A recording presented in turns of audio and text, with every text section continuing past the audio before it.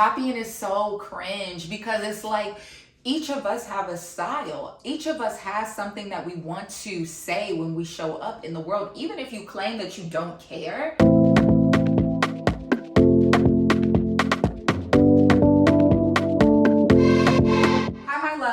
Welcome to my channel. Thank you so much for clicking in on today's video. So today's video is about how to actually build the wardrobe of your dreams. A wardrobe that you're not only going to wear in one season, but you're going to wear through all seasons. And there's a couple tricks and tips that I can share with you today that help me really hone in on my style and what I do like and what I don't like. And the thing that I want you to take away from this, if you really love it, you are going to be so creative in the ways that you try to style it because you love this item. If you love anything, you're going to want it again and again, and you're going to want to wear it again and again. Now, when we talk about building a capsule wardrobe or sustainable style, those are ways that you can live a sustainable lifestyle. You know, we always talk about sustainability in the form of, not necessarily buying from fast fashions, but if you really invest in that fast fashion piece, and I don't want to use fast fashion as a buzzword, but I use things like H&M. H&M's premium brand, while H&M can still be considered fast fashion, their premium brand has really good quality. Some of the items are 100% wool. Some of the items are 100% cotton. It is a higher price point. Not judging a piece by the price tag or the name brand and really looking at the quality of it, while also figuring out ways to style it in your wardrobe is going to allow you to build a wardrobe that you absolutely love, in a wardrobe of your dreams that can transcend you through trends, through seasons, through generations. These are things that are going to come back in style, and you can even pass down to your kids. So let's get started. So the first thing, which is the most obvious thing that you can do, and I want you to do before you purchase anything, I really don't even care if it's $2 or if it's secondhand or if it's not a really luxury item. Think about that. How are you going to wear this 4 ways? Four. And honestly, I would challenge you to see if any of those things, any of these 4 ways can be transitional outfits that aren't just 4 summer outfits, aren't just 4 spring outfits, but maybe 2 spring outfits, and then I can wear this in the summer. 2 fall outfits, and then I can also carry this in the spring.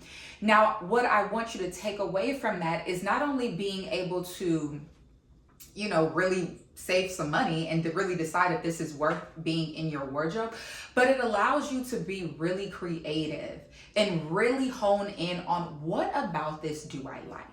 Do I like this is a sheer top, but what I like about it is the red. I love red. I think Black people, I think brown skin, I think we look great in red. I love how it's long sleeve because to me with the high neck, it gives chic. Like it gives very, I can dress it up and I can dress it down as well. I love the fact that the price point, it was from ASOS, and ASOS is considered a fast fashion. I've had this over 5 years and I pull it out for different seasons. I can wear this in the spring because it's sheer. I can wear this in the fall because it's long sleeve. So those are all things that I'm thinking about. Like, how can I wear this in my wardrobe that isn't just for the event that I'm going for? These are black capris that I actually just got. They are from Stripped. It is a Black woman owned brand. I'll try to link it in the bio. But what I love about these is, one, capris is a trend. Might be here today, might be gone tomorrow. But what I do like about it is that the quality it's super soft, it's form fitting, and I think it looks good. And I think that it's a trend that might be here today and gone tomorrow. However, capris is gonna come back around, because if you really think about it, capris was really big when we were kids, or when I was a kid, like early 2000s, Sex and the City, Sarah Jessica Parker definitely had some capris with some cute shoes. So will this be out of trend next year, 2 years from now? Maybe. But will it circle back around where these capris need to stay in my wardrobe? And what I like about them, outside of everything that I said, is that they're black. So like, what can I really like? How can I really go wrong with this? I can wear this with pretty much any outfit. And what I love about it is that also athleisure is really much in, and the texture can kind of go in and out. Like if I wore a crop top with this that looked like a sports bra, that would be a cute little outfit. Or I can wear this, have this long top cover the seam, and then wear some heels. So I'm thinking about all of those things when I purchase an item, even if it's something as simple as black capris. Because also, these are capris that I would say are more of a higher end. Stripped is, I would say a higher end, but not like luxury, but mid-tier. It's not ASOS. So I think these were about $70 or $80. But the thing of why I justify the price point with certain brands and looking into the quality of the item, the actual fabric of the item, is that these capris are form fitting. You know, like when you wear like leggings and they have like the long crotch, that's not hot. Like that's not hot. And then you always got to pull them up. And it's just like, that's not cute. So we have something that I know is quality, a quality piece, and not talking about quality in the price, but quality in the actual material being used. I know that it's a neutral color where I can wear this anywhere, anytime. I've given you two totally different outfits. I can dress this up, dress this down. I can wear this as athleisure wear. So I'm already naming two big trends that you can wear this in and it'll be acceptable. And so within those trends, you can create 4 or 5 outfits within athleisure with this. Those are things that I'm always considering when it comes to buying an item, even if it is just capris and a top. But on to the next tip. So the second tip is going to be building your own Pinterest board. Why? Pinterest is so obvious. People use it for interior design. People use it for party planning. I use it to build my wardrobe, and not in the way that you think. I grew up on Tumblr. I didn't have my own page, but I would save all the good Tumblr feeds because I just loved looking at aesthetics and how people put together outfits in these pictures. Honestly, now that I think about it, I think that was the beginning of my doom scrolling, which is not a good thing. But anyways, I love Pinterest because it's like my brainstorming board. You know, think of Pinterest as a notepad where you just drop any notes that you have, like you're trying to build a business and you have all of these ideas in your head and you just need to drop them off somewhere. That's what my Pinterest board is for. And it's called Outfit Inspos. I'm just saving outfits that I like, and I use that because when I do go out and buy things, when I have purchased things, when I bought this outfit, there are images on my Pinterest board that directly tie into my style. And it allows you to really build on what you like. Because if you go through your Pinterest board and you save these outfits or you save these ideas, there's going to be a common idea or a common thread that you see. And then it allows you to really break down, what about this do I like? And how can I incorporate this into my wardrobe? For instance, all of my YouTube videos that I've posted in the past, especially about the fall, most of those items and the things that I've saved are on my Pinterest board. So for example, in one of my videos, which you should have watched, is talking about some things, the fall trends that you can play into. And one of them was playing in color. So I know that when I go out, that when I'm like, oh my gosh, what do I want to wear? Like if I need new sweaters this fall, if I need new jackets, what am I looking for? Because I don't like going to the store. I don't like going to my closet and being scrambled. Like I hate that. I hate that. Sitting there for like 30 minutes trying to come up with an outfit, come up with what you want to wear, how do you feel, and all of these things. I hate that. Being able to go to my Pinterest board in a time of like, okay, I need to figure out what am I going to wear and I need some inspiration. I literally scroll and then I probably have a picture of maybe Sarah Jessica Parker in some black capris, or maybe they're neutral capris. I'm like, oh, I have capris. Okay, I like this. And then she's in some pumps. I don't have pumps, but I do have these cute Jimmy Choo wedges that I've worn in all of my videos that would go great with these capris. Okay. And then she has on like a cute graphic tee. Okay, I have a cute graphic tee that I've also worn in these YouTube videos, and it's Supreme. So we have my Jimmy Choo wedges, my Black woman owned brand capris, and my graphic tee. And all I did was look on my Pinterest board for inspiration, and keyword inspiration. Okay, unless you're looking up recipes specifically to go step by step, it's an app, and the way that I use it is to be inspired, to not copy, y'all. Copying is so cringe because it's like Each of us have a style. Each of us has something that we want to say when we show up in the world. Even if you claim that you don't care, you know, even if you don't pay attention to style, we all want to show up in a way that is our best self. And I think the best way to do that, not only on saving on time, but saving on the part of where you scramble and you impulsively buy something that you don't really like, but you have to buy it because you're scrambling. And then you're adding something into your wardrobe that you already probably have. Because one thing when you do scramble, you buy things that one, you don't really like, or two, something that you already have. And you're just buying the same piece over and over again. Not to say that there's anything wrong, because if you like something, get it. But you know what I mean? So I think that this has been, the Pinterest board allows you to be inspired and figure out, okay, how can I make this my own? I didn't have anything that Carrie Bradshaw had on in the Pinterest picture that I've saved. I hope I saved a picture of her. And if not, I'll just have a picture here of her in capris. And I made it my own. And then as you're putting it together, you're going to start being like, oh, okay, I got the capris. I got this. Then I can add these cute earrings I got. Then I can add more accessories. Then I can do something really fun with my makeup. Because all that Pinterest board is really going to do for you is be a baseline. And then once you have, you know, like somebody who can just push you. Oh, okay, I got this. And then you just put it together. Pinterest is a way where you can really hone in on your ideas of how you want to show up in your outfit and in the world. So on to the next tip. Tip number 3. Find your perfect neutral. Now, neutral is loose. Neutral, I don't necessarily mean a black. I don't necessarily mean it has to be white. It doesn't necessarily have to be like a beige. My neutral is anything that I feel like is the baseline for my style. So, for example, I think there are some animal prints like those Vince Camuto boots that I wear in like all of my outfits. They're snake skin. That's not, it's a neutral, like the base color is neutral, but it's not a neutral print. It's a pretty bright print. I have Adidas Sambas that are cheetah print or leopard print.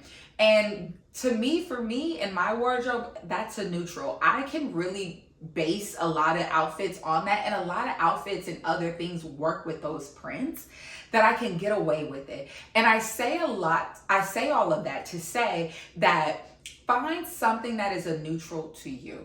I know that that might sound like a lot, but listen, oh, you're red. If you are really like into color, and I want everyone to play with color, and actually playing with color this fall is on trend. Green is the colors that I'm seeing. Green can very much so be a neutral. Red can be your neutral. If you are drawn to a certain color, I do feel like certain colors within your wardrobe, within your style, can be defined as a neutral.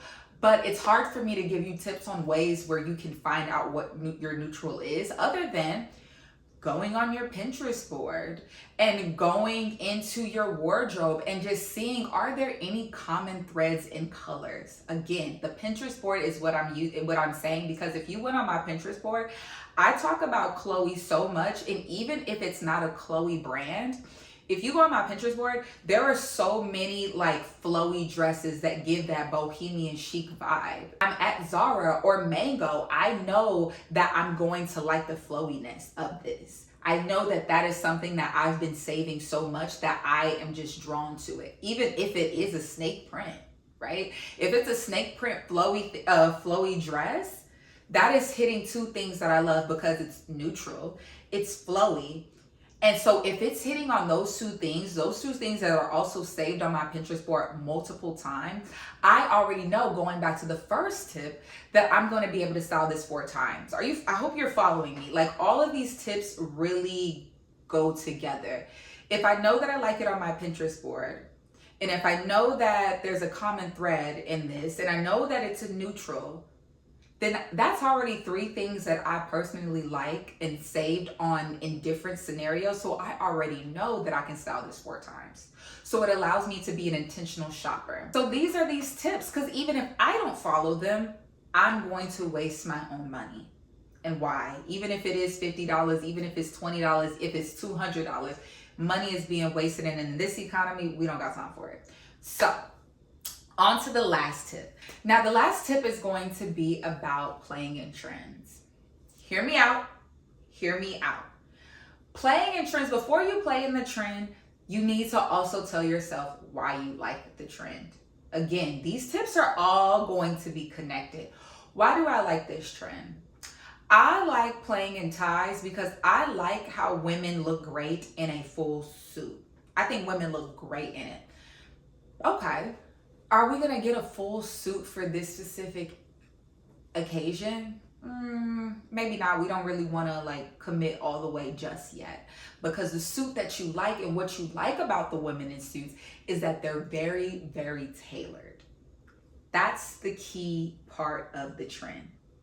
So I've sat here and I've acknowledged what trend I like, but what do I like about that? I like women in suits, but it's not just a suit, right? Like, what about women in suits do I like about it? I like when the suit is tailored perfectly and the shoulders are strong and that tie is tight and the hair is slicked back. That's what I like about that. Okay, follow me. Now, we have the suit, or we have the pieces of the suit, but we don't have time to get it tailored. I support getting everything tailored, but I'm gonna assume most women do not have that YSL wide or strong shoulder tailored suit. I'm gonna assume that. So how can we work with this? Okay, let me see. I don't have time to have a tailored suit, but I do have a blazer that's kind of fitting. I don't know how to tie a tie. So what are we gonna do? I could learn how to tie a tie, but most likely if I learn how to tie the tie, it's not gonna be great because I just learned how to do it. So let's just play with it. Can I just throw it around? Oh, throwing it around my blazer as an accessory is cute. Then I go to my Pinterest board and I see that Moschino had a man's shirt buttoned down with a tie around the collar. Saved to my Pinterest board. I didn't have to shell out some money on a suit. And you can get a suit from the Goodwill, which is fine and secondhand, but I didn't shell out money on a tailor just yet. And I'm not saying you shouldn't do those things, but having that breakdown allows you to really understand your thought process really and what you really like about this. Because if I didn't break it down, I would have just went out and bought a suit and then got the suit. And then what if the suit is super bulky on me? Because I don't like a super oversized suit unless it's like right. Like I don't want the suit to swallow me. And unless you're getting a custom suit really, and if you're not getting a custom suit, then you have to get the suit tailored if you want to do that look that I'm describing. I feel like that's the only way to execute it well without looking like you're literally being swallowed by the suit, which is why I had to pivot. I didn't have time for that. I love the YSL suit, but is that something that I'm going to be able to wear 4 times? Technically, yes, probably you can break up the suits, but those are things like, am I going to be able to wear that look multiple times, 4 times? And me, I do love a blazer moment. I do love a good suit pants moment, but that's not really my thing. So for me to commit to that trend fully by buying a suit and then getting it tailored, because honestly, buying the suit is one thing. The tailoring for it is going to probably be more than the suit that I buy. Those are the ways that I can really break down what I like about the trend and how I can incorporate it in my wardrobe. And I think that the way that I styled that tie, that's literally one of my favorite looks, one of my most complimented looks to date. And I think it's so player. It's so cool. And I really didn't even have to do too much. All I really invested into this trend is investing in a $3 tie that I got from the Goodwill. I had that blazer. The blazer doesn't have super strong arms, but it does have a nice cut tailoring detail to the blazer. And then I just wore it with some wide leg pants, which is kind of a nod to if I would have had the suit pants, they would have been wide leg. And there you have it. So those are 4 tips that you can take into building your wardrobe, building your fall wardrobe, your seasonal wardrobe, your transitional wardrobe. And I say all of that to say, if you really take each tip seriously, and I mean seriously, and the main one, if you don't do anything else, build that Pinterest board. Bring out that Pinterest board before you make any purchases on any clothing item. And I promise you it's going to save you a lot of time and a lot of money, because I use it all the time. If I'm really struggling for an outfit, I always go to my Pinterest board and see what I like. And what I love about Pinterest, and this is not an ad, oh my gosh, but what I love about it is that it gives you inspiration, because you don't want to look like me. You don't want to look like her. You don't want to look like her. You want to look like you. And each of us has such a unique style. It just needs to be honed in. And I feel like these are some tips that you can take in any shopping. This is not I want you to invest in quality pieces, but I understand that quality pieces come with a price tag that everybody just cannot simply afford. So when you're buying pieces, whether it's high end, low end, take these tips with you, and I'll see you next time. Bye.